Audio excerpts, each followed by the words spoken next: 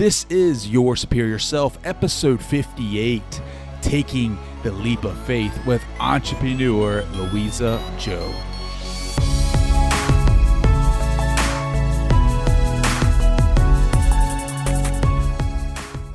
My goal right now is a few things. So I think there's a lot more that I want to do in the space that I'm in, really helping people who want it transition out of their jobs and create that freedom and flexibility for themselves. And at the same time, I feel like there's so much misinformation in my space. So people talking about, hey, I'm sitting on the beach sipping margaritas and only working 4 hours a week, or I am making a gazillion dollars and flying business class all the time in Lamborghinis. I mean, there is a possibility. All of those are possible, but that's not what entrepreneurship looks like for most of the time, and definitely not the first few years that you're working on your business. And I want people to know that, look, everything is possible, but there's a price. It's not easy. It takes a lot of hard work and commitment, but if you're willing to put that in, then here's how it's possible. And I really want people to understand and absorb that, because, people say entrepreneurship is about, I love that saying, I think I'm going to butcher it, but let me try, that it's about living a few years of your life like most people aren't willing to, so that you can live the rest of your life in a way that they can't. And that's so true. You put in quite a few years, to be honest, of the hard work, the late nights, the weekends, all of that stress, the ups and downs, so that you can build this asset for life that allows you to live the life that you want. What is up, Superior Nation? Welcome back to your favorite podcast, Your Superior Self, the podcast that breathes inspiration into your body to help get you motivated to become your superior self. I'm your host, Trey Downs, and this is a big week for the podcast. This is the 1-year anniversary. April 16th marks the day that I launched this podcast a year ago. And as I sit here and think about the last year and all of the experiences that I've gained and all the people that I've been able to connect with, a ton of emotions comes rushing through me. One being satisfaction, two being curiosity. I'm satisfied with the work that I produced, and I'm curious about where we're going to go next. What is the next hurdle? Who is the next guest? I'm excited, and it fires me up. I am just so happy that I've decided to do this in my life. And I encourage you to follow your heart, and whatever it is that you want to do, go out and pursue that. And this week is also a big deal because it is the birthday of my son Camden and my mother-in-law Rose. Happy birthday to both of you. I love you guys. And to kickstart this episode, I'll be reading from the book The Untethered Soul, The Journey Beyond Yourself by Michael A. Singer. The excerpt comes from chapter 15, The Path of Unconditional Happiness. The highest spiritual path is life itself. If you know how to live daily life, it all becomes a liberating experience. But first you have to approach life properly, or it can be very confusing. To begin with, you have to realize that you really only have one choice in this life, and it's not about your career, whom you want to marry, or whether you want to seek God. People tend to burden themselves with so many choices, but in the end, you can throw it all away and just make one basic underlying decision. Do you want to be happy, or do you not want to be happy? It's really that simple. Once you make that choice, your path through life becomes totally clear. I wanted to read from this book because it is one of my favorites. It has helped me deal with my emotions and my thoughts in real time, because I'm an emotional guy. I kind of lose my temper in certain situations, or I don't know how to deal with my thoughts, and it has really helped me decipher both of those in real time and kind of pull the reins on what's going on in my life at a certain point. And I highly recommend this book to you. Two, in that excerpt, it really simplifies happiness. Either you're happy or you're not, and you know exactly what you have to do to obtain the happiness in your life. Now, the choice is easy. Do you want to be happy or unhappy? The pursuit of that is hard. The path becomes clear because you know exactly what you have to do. But the pursuit is hard because sometimes there's objects in our way to happiness. Sometimes there are friends that you have to get away from. Sometimes you have to put in extra hard work to obtain that goal or sometimes you have to resign from a job that you are comfortable in and you have security in, but inside it kills you every day. It kills you every day because that is not what you're meant to do. Happiness is an easy choice, but the pursuit is hard, and it's not for the weak. And here tonight to talk about her pursuit of happiness, I have on the show Luisa Zhou. She is a serial entrepreneur and online educator who teaches people how to leave their day job and start their own six-figure plus business working for themselves. She's helped hundreds of students, including coaches, designers, and copywriters, as well as consultants, and shown them how to launch businesses that generate anywhere from 10K to 100K in a matter of months. She has appeared in numerous online and print publications, including Forbes, Inc., Entrepreneur, and many more. She has graduated from Princeton University. Luisa majored in electrical engineering and minored in robotics. Before starting her own business, she worked as an international space station engineer, a mobile payment startup co-founder, and a digital advertising manager. I am super excited about the conversation that I had with Luisa. I really want to hear your feedback about the interview, so hit me up on Instagram at tdowns80, on Twitter at downstray.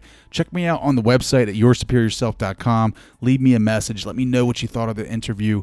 Also, if this is your first time listening to the podcast, make sure to hit subscribe and leave a rating and a review. It really helps out the show. So without further ado, here is Luisa Zhou.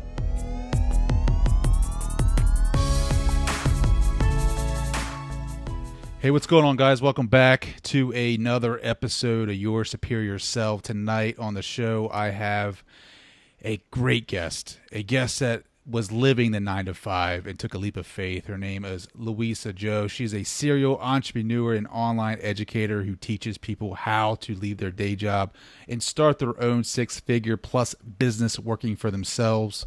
Luisa, welcome, welcome, welcome. Thank you so much for having me here. So for my audience who have always thought about leaving their 9-to-5, why don't you go ahead and, give us like the rundown on what you do and how you help those find their inspiration and their dream jobs. Yeah. So the core of what I do is the belief that business does not need to be complicated or this ideal. It really is about helping people solve problems that they are willing and wanting to pay for. And what I do is my students, I take them through and figure out what skills they have that enables them to solve a problem that someone is willing to pay for, and then create a service-based business based on that. So like we were talking about offline, what are the two major services that you see that you're helping your clients achieve? Yeah, so I do want to caveat, I have a huge range of industries that my students fall into, just because I don't want anyone to hear the two that we're going to talk about and think, oh, I can't do either of those, so I can't start my own business. I mean, I've even had people who are psychics start a psychic-based business. It's really about figuring out what people are willing to pay for, finding your audience, and then going to them. So back to your question, the top two industries that my students tend to go into are first career coaching, because they take their career corporate experience and show other people how to get a raise, a promotion, a job, things like that. And that's really common. The other most common industry for my students is health coaching, because they themselves have maybe gone on a weight loss journey, a health journey, and are now ready and able to help others on their own journey. What are some of the questions, the initial questions that they come to you asking? So the first one is usually, I don't even know if I have a business idea inside of me. And I think that's because there's this idea in our society right now that entrepreneurship is this sexy, glamorous thing. To be an entrepreneur, you have to be like Mark Zuckerberg or Jeff Bezos. And the reality is that's one kind of entrepreneurship. But the truth is, for 99.99% of entrepreneurs, they're creating everyday businesses that simply solve a problem. They're not creating the next Amazon or Facebook. They're just doing things that are already very much in existence. And so that's the number one answer, or really problem I have to help my people solve, to realize that, hey, everyone pretty much has some sort of business idea inside of them already. So, I mean, you talked about psychics, you talked about life coaches, business coaches. All right, let's say I'm a 9 to 5er. I'm thinking about transitioning out of my career. It doesn't fulfill me. So let's say I have a little bit of a experience level in business, and I want to start a coaching business on the side. How do I get traffic? So there are so many ways to get traffic. It really comes down to knowing who your audience is and where they're hanging out. And it's, I mean, a really common analogy, I didn't come up with this, but I do share it a lot, is thinking about it as fishing. You want to find your fish, your audience, where they are online and go to them. And so if your audience is, for example, career coach, you're a career coach, then there are so many career sites online that you could go to be creating content and driving traffic back to you. And that's a really great way to get started. So that's one way. If you are a health coach and a lot of your audience is online in Facebook groups, then that's where you would go to get started. Of course, there are paid sources like Facebook, Pinterest, Instagram, YouTube. I mean, so many paid traffic channels, and that's a great source of traffic, but I usually don't recommend people start with that because essentially if you don't yet know exactly who your audience is and how to speak to them, you're just pouring money down the drain by buying traffic. How do you convert? So it really is about letting people know that, hey, this is what I've got to help you. If you want this solution, then here's how I can help you. And so you see so much stuff online about, okay, create a really sophisticated funnel, use all this technology. And I am not a fan of that because it does not need to be complicated. So the easiest way to get started is to let people know, create some really great piece of upfront free content, either a PDF, a video training, something that really just shows how you help people, what your methodology is, what your experience is, why you're qualified. And then the easiest thing is to invite them to hop on a call with you if they want to talk about how you can help them. And then what that does is it allows you to talk to someone and answer and build that personal connection, which is way more powerful and effective than any amount of emails or videos or anything else. And what that also does is it creates this huge margin of error for people who are new in their businesses, so that you don't have to be a master marketer, salesperson, or copywriter. If you can understand your audience and connect them with them on a sales call, that's enough to help you get your first few sales. Is there a script that you use on your first call? Let's say that I'm using your tactics. I'm getting a little bit of traffic on my website. I'm not converting yet, but I'm getting some bites. I have a couple calls lined up. This is my first call as a business coach or a life coach, what have you. Like, is there a script that I follow? How do you coach them up on that? Yeah, so there is a script that I give, and the general gist of it is what I want people to think about when they're having a sales conversation is not so much about following a script, actually, even though we're going to go over the basics of that, because what tends to happen is when people think they're following a script, they start sounding really robotic. They become too focused on making sure, okay, I've said every single thing in the script versus listening to the person they're speaking with. And it's way more important to have an actual conversation than to be following a script, honestly, because you're dealing with a real person. And so what it usually looks like is you want to start by really understanding what's driving them to speak with you, what's going on, what are they struggling with, and why they are here right now wanting to solve this problem right now. And then what you also want to understand is what they want. What do they want to solve? Why do they want to solve it? What does that end result look like for them? And once you understand that, then you can share, hey, if you believe that you are a good fit to help them, here's how I would help you through my coaching, through my consulting. Here's what we would do over this amount of time and what that would end result would look like for you. So you're not coaching them, but you are walking them through so they can visualize with you what that transformation is going to be like. And then if it feels like a good fit, then at the end, of course, you would share the investment. And if they're ready to move on, the next steps. I love that. I think you hit the nail on the head. But there is a lot of noise out there. It seems like there are a lot of coaches. How do I stand out? How do I become different? Yeah, so you want to think about it this way. I mean, there's so much of everything. If you want to buy clothes, shoes, electronics, every market is saturated. And that's a good thing because that means there's demand for that offer.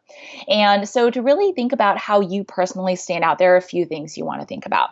First, you want to think about your own personal experience, who you're qualified to help. So for example, if my experience is in health coaching and my experience is losing weight after having two kids, I'm not necessarily going to be coaching guys who want to hit up the gym and become really buff. I don't have the experience to do that. And so that really getting clear on your experience and who you're qualified to help immediately helps you stand out right away. What you also want to be thinking about is what makes your methodology different.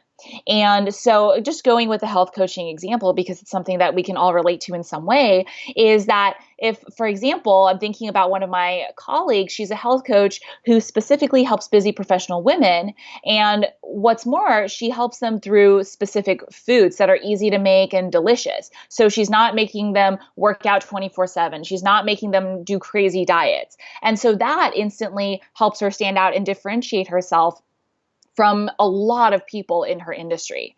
And then aside from that, there's also just going to be your background, the way you speak, and how that relates to your specific audience as well. Can anyone become a coach? Let's say, could you turn me into a coach? So here's how I think about it. I use the blanket term coaching because it's the easiest to convey kind of what you're doing, but it's not necessarily like you're being a therapist, right? And so it's not so much about turning you into a coach as you already having the skills that you are qualified to help people with. So you have to, my students have to come to me with that skill. I can't teach them how to be, how to have the health, relationship, career expertise. What I teach them is the business skills to show people that, hey, here's what I can help you with and how to get paid for that.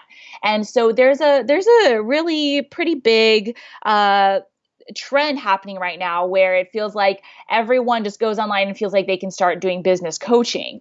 And people come to me and say, hey, can you help me become a business coach? And I ask them, what's your business experience? And when they say, I don't have any, I just want to build my own business, then my response is always, look, then my program is not the right fit for you because you have to have your own qualifications to be able to help others. And that's really the key to being a successful coach. That's a great point because you talked about when a market is saturated, it means there's a high demand. And that leads me to my next question is the market going to fall or drop out? Like, do you feel like there's, it's like the housing bubble. Do you think this bubble is going to burst? Yeah. So the thing with I'm not a real estate expert, but even with bubbles like that is it bounces back. Because there's always going to be a demand for having a roof over our heads, So I truly believe it's the same thing with this industry, just like every other industry.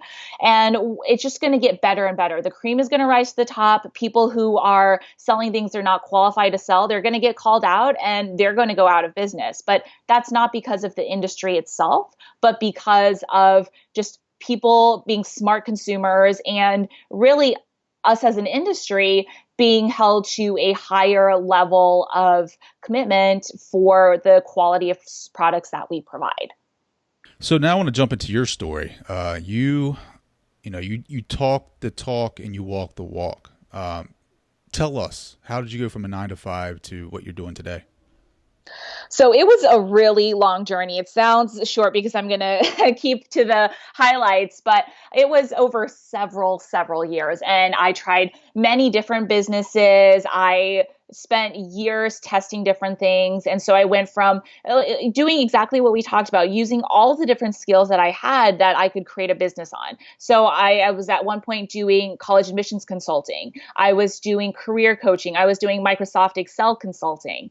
And all of those things, I made decent money, but they weren't things that I really enjoyed, to be honest. And so, side note, while I don't believe that your business has to be your life's passion, I do believe you have to enjoy it enough to spend a decent amount of time on it. And so none of those things were things I really enjoyed that much. And so what I ended up doing was I sat back and I realized about 2-3 years into this journey of trying all these different things that, hey, my job at the time was in digital advertising. And I could take my job skills and turn that into a consulting business. And so that's exactly what I did. I went out to people who I thought would be a good fit for my services. I shared with them, hey, let me give you some free value first, some free advice, so you can see that this is what I do in my day job and I'm qualified to help you. And some of those people ended up saying, hey, how can I hire you? And that's how I got my first few clients and how I built my business to replace my salary actually before I ever turned in my notice. It sounds so easy. It couldn't have been that easy. It's not. It was not easy. I mean, that's why I really wanted to emphasize it was a long journey. So, like I mentioned, before I even built my business to replace my notice, or to replace my salary, there were about 2 to 3 years before that where I was figuring it out. So, for example, when I was doing the Microsoft Excel consulting, I didn't do my market research. So I didn't even know initially who my audience was. I just thought, you know what? I'm good at this. I do this in my job. If I write up some blog posts on it, I'm just going to get some clients. I didn't even know what I was going to sell. And so I spent a month writing a amazing article with, I think, 40 awesome shortcuts and put it on my blog, my website, and just assumed people would find it and want to buy from me. And of course that didn't happen. I put it up there and absolutely nothing. And so I went through that. I went through a period where when I was doing career coaching, for example, I was trying everything under the sun. And so at one point I was on Upwork, this platform that connects freelancers with people who want to hire them. And I was just helping people edit their resumes and their cover letters. And I was making about $50 for each project. But, that sounds good on the surface until you realize each project took me about 3 hours, and then it took another few hours for me to apply for projects. So I was making less than $10 an hour. And so those were all different mistakes I had to go through. Even when I was starting my digital advertising consultancy, when I first started, I was charging my hourly rate at my job. It felt really fair to me. And even then, I had a period of maybe 30, 40 people in a row telling me, you're too expensive for me. And so those are all things that I went through over years to be able to build my business. So when people tell you, you're too expensive, like what did you do? Did you drop the price? Was the market telling you that you overpriced it? How did you work that out? Yeah. So for me at the time, it was a combination of really still figuring out my bearings. Like, how do I stand out on my own? How do I show people the incredible value? Because when I first, like I mentioned earlier, when I first started doing this and went out there and offered free value first to potential clients, those people who, once they already knew the value of what I had to offer, said yes to my price they said, okay, this is amazing. So I knew it wasn't that I was too expensive. It was simply that there wasn't enough proof that people had that I could help them. And so I did a few things. First, I focused on creating really great content so that when people found me, they could see, oh, wow, this woman knows her stuff. I focused on building relationships with potential clients instead of just sending them emails. So I spoke to as many people as possible, connected with them, at the time it was Periscope. Facebook live stream wasn't a thing yet. So did Periscopes to help people and really speak with them. And I did drop my price for my next 2 clients just to help me get some revenue in and to honestly help my confidence, because 30, 40 no's in a row is not helpful for anybody, And so I did that. And then through creating that content, building those relationships, helping my clients get really amazing results so that I had testimonials. After just those first 2, I raised my price back up and never dropped it again. Going back to your 9 to 5, like what was it that wasn't fulfilling you? Like why were you not happy where you were at? Yeah, so there were a few things. It was a good job. It wasn't horrible. My colleagues, my coworkers, my managers, everyone was amazing. And so it wasn't any of that, but it was a few things. First, I saw the people who were several levels above me, like our SVPs and even our CEO, and it felt like they were just doing the same thing. They were creating presentations or Excels and flying to meet clients, and that was their life. So it felt like paper pushing just at a higher level. And I remember thinking to myself that I didn't want to be doing that in 10 years. So why should I continue on this path? That was a huge piece for me, where I would just sit in at my desk and think, is this all there is to it? Just another day of working on PowerPoints, Excels, doing emails. Like, there has to be more. And so is that feeling that of wondering, hey, can I do something more? Can I challenge myself to have a greater impact than this? That was the driving force. But honestly, I think this is something a lot of people run into. My job was good enough. And so, yes, I felt that way, but at the same time, it wasn't enough to really help me get started. And that is part of the reason why it took me about 3 years initially, just it's like testing things where I would really be working on my business for a month and then I would get discouraged. And so I would say, all right, maybe I'll just stay with my job forever. I would work on my job for a month or two, and then something would happen and I would go back to it. And I mean, this is pretty common. And what it really took, to be honest, for me was a period over a few months where something crazy happened to everyone I loved. My father was rushed to the ER for heart surgery. My mother was diagnosed with cancer, and my sister almost lost her eyesight because of a freak snowball accident. And because it happened over such a long period of time, I didn't have enough vacation days to be with all of them for that amount of time. And that made me realize, it honestly made me feel like a really bad daughter and sister. And it made me realize this is what matters in life. Even if I have a good enough job, but I can't take time off to take care of my family when they need it, then what's the point? What are we living for? And so that finally just gave me the push, the motivation I needed to just get really serious about my business and figuring out how I could replace my income as quickly as possible. That is powerful. So that was the moment, that your aha moment where That, you were like, yes, I'm done with this. that was it. Wow. So how did you come up with the idea? I mean, obviously you're doing a little bit of side work consulting, but I mean, what solidified that this is what I'm going to do? Well, so up until that point, I had gotten a few clients already, so I knew it was working. And I mean, by then I'd been already doing this for a few years, so I'd kind of figured out the basics. And once you have that motivation, the biggest thing that changed, to be honest, was my commitment. It wasn't that I found a new strategy, I just did more. So I would come home, and I used to come home after work and think, okay, I'm too tired to work in my business, I'll do it tomorrow. When that changed, I came home, I sat down on my sofa, and I worked until 10, 11, sometimes 1 or 2 or 4 in the morning. I would do that every single day. I would work nonstop on the weekends. I basically had no social life for quite a few months. And I just sat down, and every moment I asked myself, is this what the best thing I can be doing to be growing my business? And because I had that more focused commitment and put more time into it, that's really when I started seeing better results. Do you think there was ever a time where you were like just so into the work and you weren't getting the results that you wanted? Like, was there a time where you almost tapped out, that you almost quit? Oh, absolutely. I mean, like I mentioned, over the few years where I was dipping my toes in and out, there were so many times where, I mean, when I got the 30 no's in a row, I took some time off. When I wrote my blog post for Microsoft Excel, took a month to write that and then heard nothing, I took some time off. And so there were a lot of those moments. But for me, thankfully, once all those personal events happened, it was really, look, I don't have a choice. I have to make this work. And once you take that doubt out of the equation, even though it sounds simple, I know it's not, but once you take that doubt out, it's kind of like, okay, now I have to just find the solution. So then it shifts how you perceive each obstacle. It becomes not about, oh, okay, this didn't work, so maybe I can't do this. It becomes, okay, this didn't work. Now I have to figure out what will work. Did you have a mentor?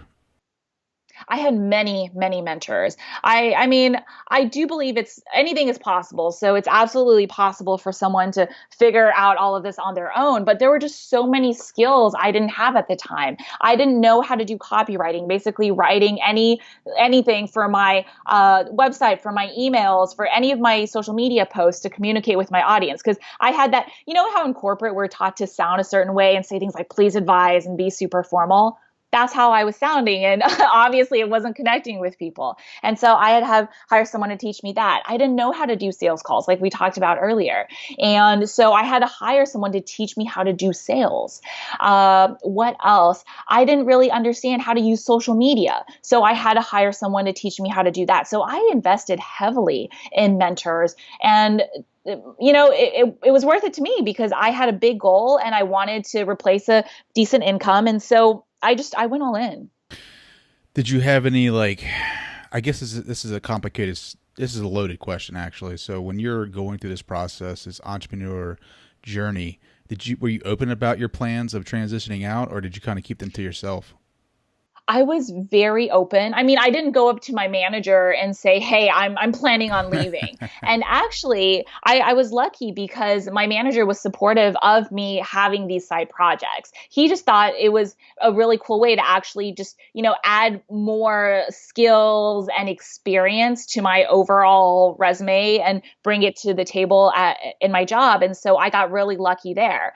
But I never hid it. I never hid that I was doing these side projects. And so when I told my manager I was going to turn in my notice, I mean, it was still a surprise because I don't think anyone expected me to be able to replace my salary, to be honest.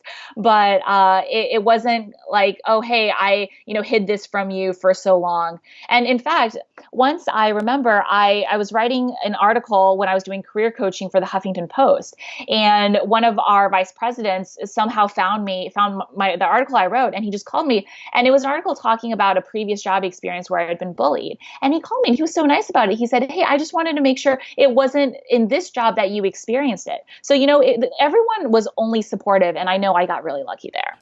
Yeah, I don't think too many people could say that. I mean, I feel like people would be like, "Luisa, are you crazy? Like, you have a good salary, like you have a great job. What are you thinking right now? Like, did you ever have that?"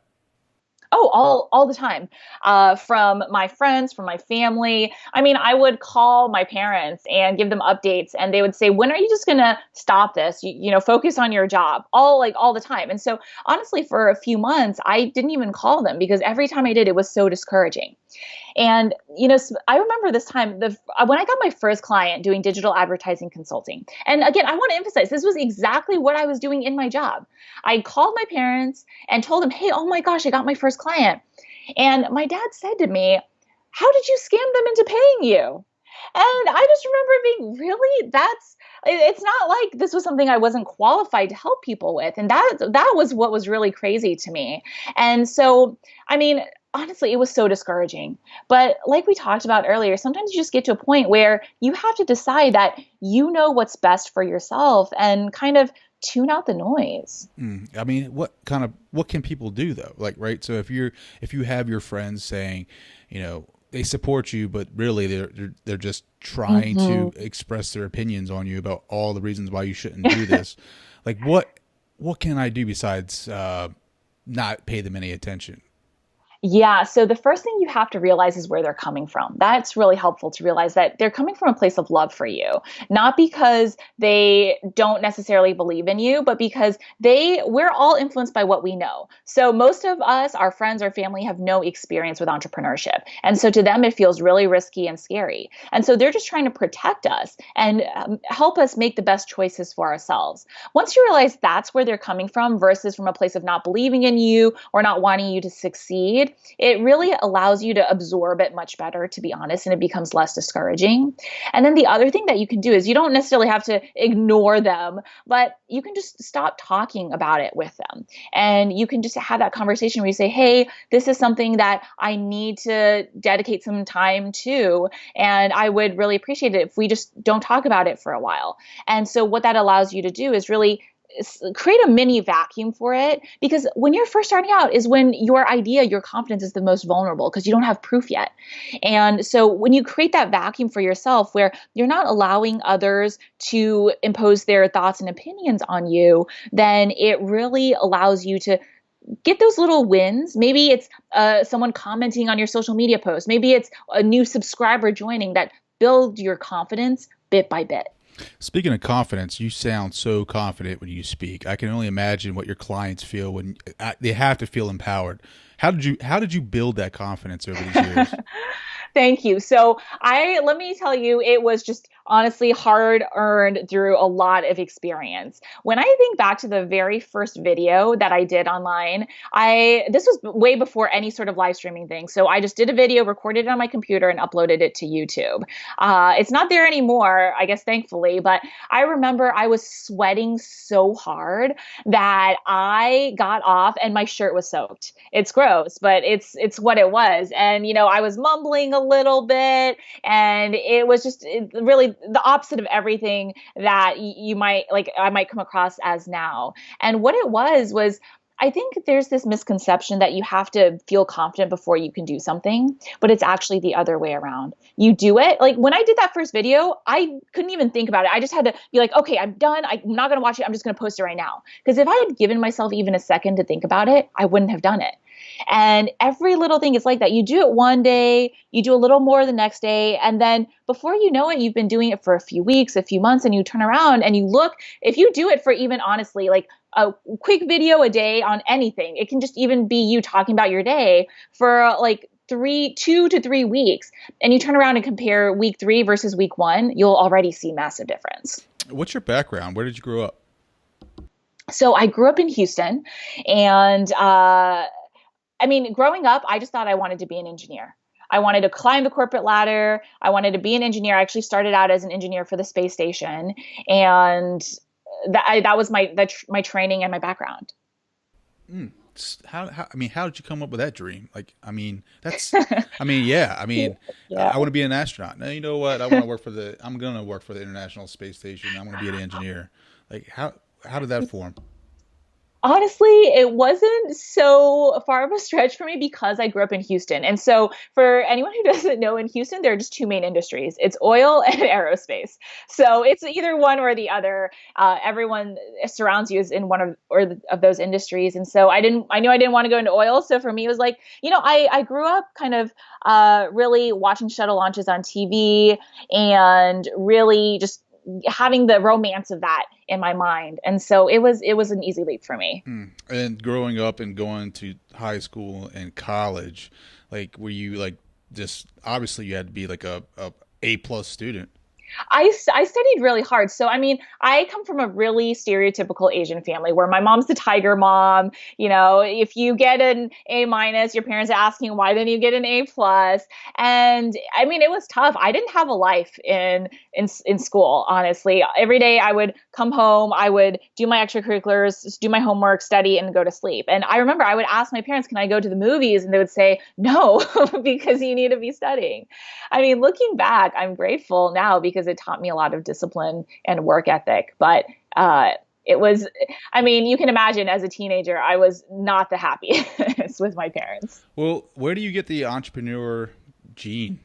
Nobody, to be honest. Nobody in my family has ever been an entrepreneur. And so I have no idea. I think for me, it was just, I definitely wasn't born an entrepreneur. You hear stories about entrepreneurs who, when they were small, sold lemonade or lemonade, or did cool things like that. I never did anything like that. I think for me, it was just like that saying, what is it? That necessity is the mother of invention. For me, it was just necessity. I were kind of thinking about it. Like, I knew that my job wasn't giving me the flexibility that I needed. And so I kind of reverse engineered what I needed to do to create it. Well, I don't know about you, but it was like, I wasn't that either. Like, I remember growing up in a very rural town, small town, and I was out in the country. I was like 5 miles out of town, and I didn't have many close neighbors, so I would typically, play with my brother and sister, but I didn't have that selling mentality. I didn't have that creating mentality. It was always sports. And it wasn't until like 3 years ago when I got bit by the entrepreneur bug. And I don't know about you, but it hasn't left me. Like, it's like all I think about is I go out into anywhere in public, and I'm starting to think about how I can better things, or an idea will come to me, or I'll go to a restaurant and see something that's different. I'm like, why didn't I think of that? I don't know about you. Is that something similar to your story? Yeah, I love that you called it a bug, because that's exactly how it feels. I've up until a few years ago, I was always kind of a rule follower, did everything by the book, basically the exact opposite of everything you hear about how entrepreneurs are supposed to be like. I don't have like a rock star personality. I'm not like a Richard Branson. But once I started down this path, honestly, now it's the same way. I can't think of anything else I'd rather be doing than thinking about, okay, what other problem can I solve? Like you said, how can I improve something and get it out there to the world every single day? Like, what's your dream right now? Like, what is your goal? My goal right now is a few things. So I think there's a lot more that I want to do in the space that I'm in, really helping people who want it transition out of their jobs and create that freedom and flexibility for themselves. And at the same time, I feel like there's so much misinformation in my space. So people talking about, hey, I'm sitting on the beach sipping margaritas and only working 4 hours a week, or I am making a gazillion dollars and flying business class all the time in Lamborghinis. I mean, yeah, there is a possibility. All of those are possible, but that's not what entrepreneurship looks like for most of the time, and definitely not the first few years that you're working on your business. And I want people to know that, look, everything is possible, but there's a price. It's not easy. It takes a lot of hard work and commitment, but if you're willing to put that in, then here's how it's possible. And I really want people to understand and absorb that, because, I mean, people say entrepreneurship is about, I love that saying. I think I'm going to butcher it, but let me try that it's about living a few years of your life like most people aren't willing to, so that you can live the rest of your life in a way that they can't. And that's so true. You put in quite a few years, to be honest, of the hard work, the late nights, the weekends, all of that stress, the ups and downs, so that you can build this asset for life that allows you to live the life that you want. Yeah, I don't know if that's the right quote, but I guarantee you that just fired me up, because I agree with you 100%. It's whatever you're seeing on YouTube and Instagram, that's fake news when it comes to entrepreneurship. Like, that is not the real life of an entrepreneur. Like, don't click this ad and I'll teach you how to make millions of dollars at home. It's not how it works. How it works is that you're poor as hell. You are struggling to make ends meet, but you are passionate about the work that you're doing. Like, explain the feeling that you get when you have a customer or a client come to you and say, hey, look, Luisa, you helped me out. You helped me transition from my 9 to 5, and now I'm able to go into this coaching career and make a living and live the life that I'm finally able to live. It's the best feeling in the world, to be honest.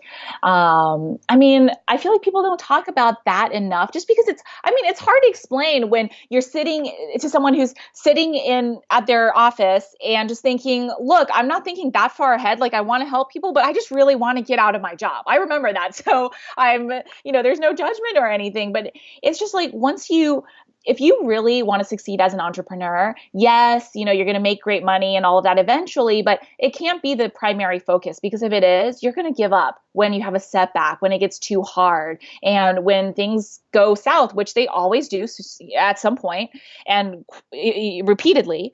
But like, if you are in it to really make a difference and focus on that impact, every time I hear something like that, it just reminds me, wow, this is what makes all the downs worth it. All the people who leave negative comments and say mean things, the sleepless nights, all the things that I went through. This is what it was about. Really? People would say mean things too?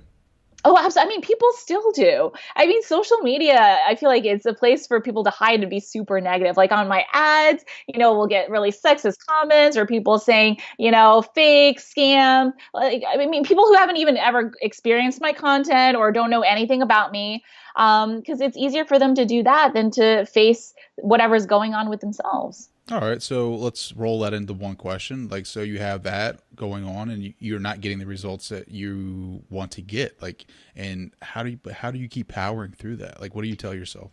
Oh, yeah. So what it really comes down to is you have to believe in yourself. That's really where it starts.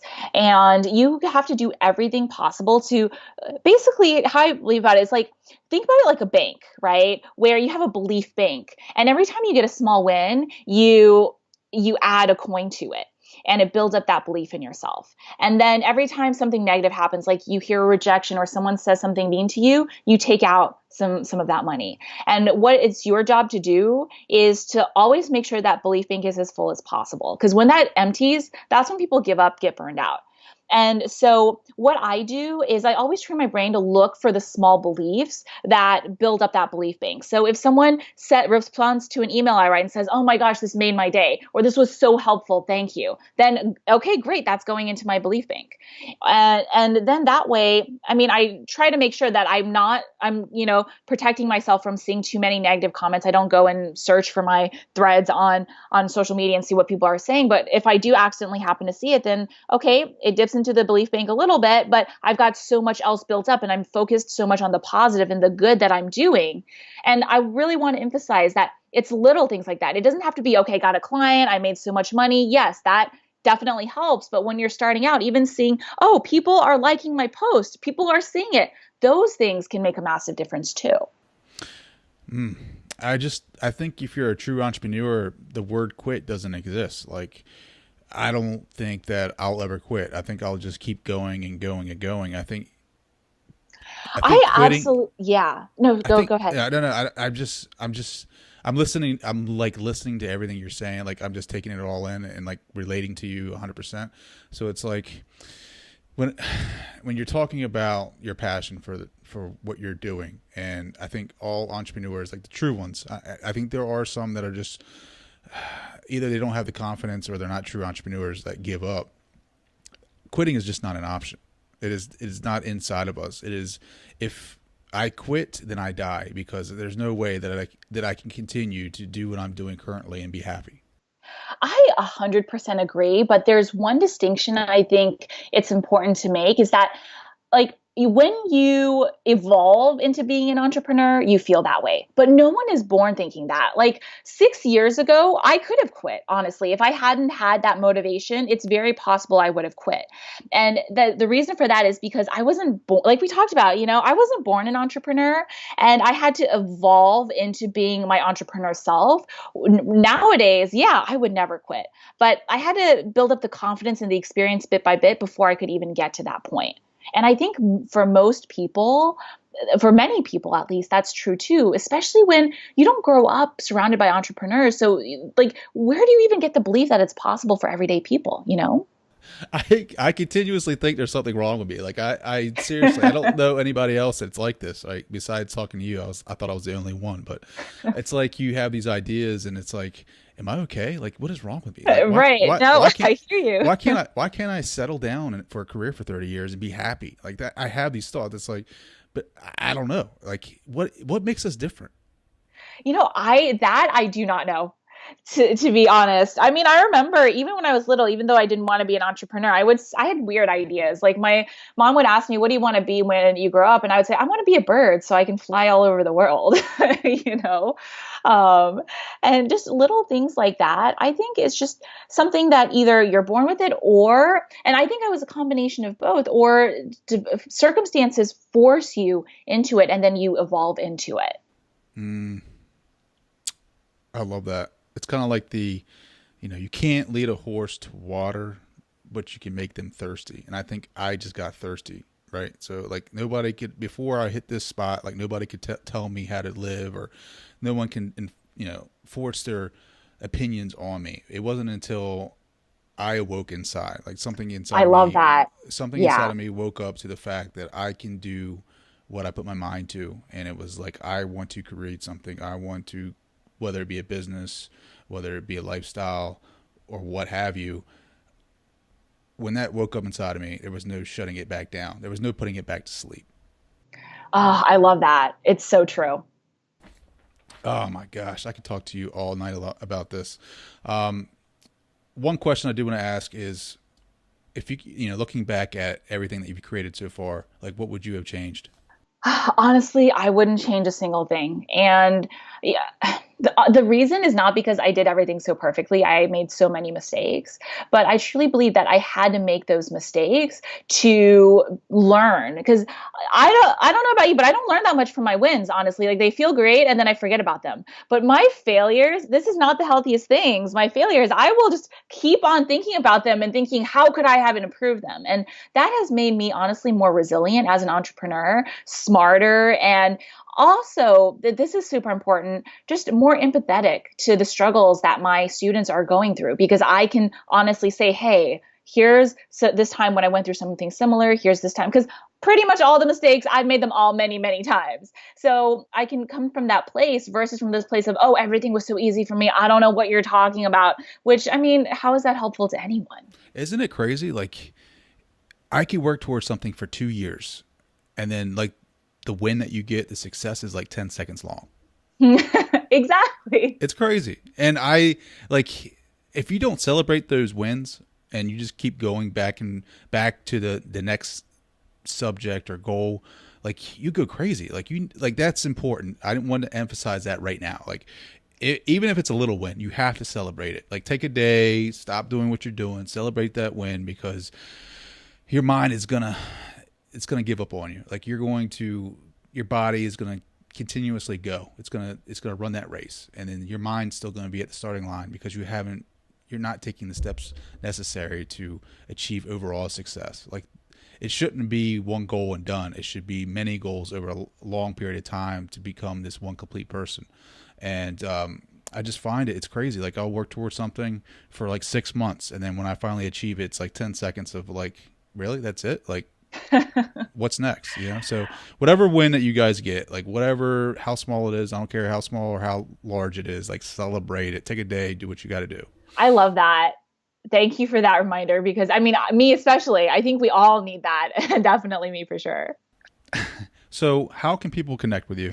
Yeah, so super easy. My website is my name, just Luisa Zhou, and I'm going to spell that because it's a weird spelling, Luisa Z as in zebra, HOU.com. And then the best way just to connect with me live is I do a lot of live streams on my Facebook page, and that's at Luisa Zhou Live. So those are the two best places to find me and connect with me. So at the very end of my interviews, I want my guests to speak to the listener right now listening to this podcast. Like imagine that they are someone who's in a 9-to-5 who is not fulfilled in their day job, that is looking for more. Maybe they've just been bitten by the entrepreneur bug. What is your advice to them to start their journey to success, or start their journey to whatever it is that makes them happy? Yes. Okay. Number one piece of advice, I'm going to give two, if you don't mind. The first piece is to start taking action. And what I mean by action is a very specific type. I don't mean build your website or think about what you need to be doing. Go out there and speak to someone. I don't care who it is, someone who has even a little bit of similarity with who you think your ideal audience would be. And what that's going to do is that's going to force you to do the hardest part, speaking to people, because that's how you get clients, and really putting that thought into reality. And sometimes what actually often happens is someone might say, hey, actually, this is something I really want or need. And that just instantly takes you from thinking, wow, I don't know if this is possible, to, oh my gosh, someone actually wants this. This could be a thing. And doing that, and if someone says, hey, I want this, okay, great. Ask them, you know what? I'd love to work with you. Offer them the lowest. I mean, don't worry initially about finding the best price for yourself. Offer them the lowest rate that you feel comfortable being paid for doing it, and get to business. Like, yes, in the long term, there are more complicated things you need to focus on, a website, funnels, emails, all of that. But when you're starting out, that time before you've gotten any real response from a person is the most critical. And the sooner you can bridge that gap, the sooner you're going to move from thinking about it to realizing just how possible it is for you, one step at a time. So do that versus anything else right now. And then the second piece is really back to what we talked about earlier, to build that belief bank. Because when you're starting out, especially if you don't have anyone around you who's supporting you, you've got to believe in yourself. No one else can do that for you. And so the best way to do that is to, like we talked about, focus on the little things. Show yourself step by step how it's possible for you. Look at the examples of people, normal people, like you and me, who have done this to motivate yourself and to show you, hey, it's possible for me too. And build that belief bank bit by bit and just guard that, because that is your lifeline to really motivate you to continue. And do those two things until you get that first client. Just focus on those two. That would be my biggest two pieces of advice. Luisa Zhou just crushed this interview. Thank you so much. Thank you so much for coming on the show, Luisa. Thank you. Thank you so much for having me here. This was, so epic. I feel like we covered so much. So hopefully you guys listening get a lot of value out of this. I want to say thank you to Luisa for coming on the show and joining us today. It was an excellent interview and a fantastic conversation. So thank you guys so much for listening to this episode. Luisa, thank you for coming on the show. Don't forget to leave a rating and a review wherever you get your podcasts from. You can follow me on Instagram at tdowns80 and follow me on Twitter at downstrey. Hit me up on Facebook at Trey Downs, Downes. All right, guys, have a great week, and I'll talk to you later.